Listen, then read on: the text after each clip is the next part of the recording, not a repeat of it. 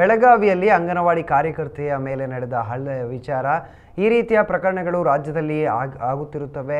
ಹಾಗಂತ ನಾವು ಯಾವುದನ್ನು ಸಲೀಸಾಗಿ ತೆಗೆದುಕೊಂಡಿಲ್ಲ. ಬೆಳಗಾವಿಯಲ್ಲಿ ನಡೆದ ಈ ಘಟನೆಗೆ ಕೌಟುಂಬಿಕ ಕಲಹ ಕಾರಣ ಎಂದು ಸಚಿವೆ ಲಕ್ಷ್ಮೀ ಹೆಬ್ಬಾಳ್ಕರ್ ಅವರು ಪ್ರತಿಕ್ರಿಯಿಸಿದರು. ನಗರದಲ್ಲಿ ಸುದ್ದಿಗಾರರೊಂದಿಗೆ ಮಾತನಾಡಿದ ಅವರು, ಮೈಥುನ ಮತ್ತು ಅತ್ತಿಗೆ ಮಧ್ಯೆ ಜಗಳ ನಡೆಯುತ್ತಿರುವಾಗ ಅದನ್ನು ಬಿಡಿಸಲು ಅಂಗನವಾಡಿ ಕಾರ್ಯಕರ್ತೆ ಹೋಗಿದ್ದಳು. ಆಗ ಅವಳ ಮೇಲೆ ಹಲ್ಲೆಯಾಗಿದೆ. ಇದು ಕೌಟುಂಬಿಕ ಕಲಹ ಎಂಬುದು ಪ್ರಾಥಮಿಕ ತನಿಖೆಯಿಂದ ಗೊತ್ತಾಗಿದೆ.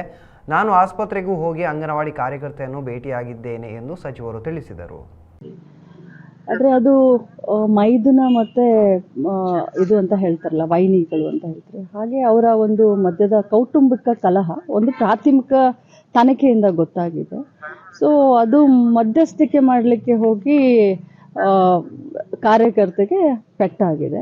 ನಾನು ಬೆಳಗ್ಗೆ ಬರಬೇಕಾದ್ರೆ ಅಲ್ಲಿ ಹೋಗಿ ಇಲ್ಲಿ ಬರಬೇಕಾಗಿತ್ತು. ಬಟ್ ಈ ಕಾರ್ಯಕ್ರಮ ಪೂರ್ವ ನಿಗದಿ ಆಗಿರೋದ್ರಿಂದ ಇದನ್ನು ಮುಗಿಸ್ಕೊಂಡು ಈಗ ಸೀದಾ ನಾನು ಹಾಸ್ಪಿಟಲ್ಗೆ ಹೋಗ್ತೀನಿ. ನಾನು ಇದ್ರ ಬಗ್ಗೆ ಯಾಕಂದರೆ ತನಿಖಾ ಹಂತದಲ್ಲಿದೆ.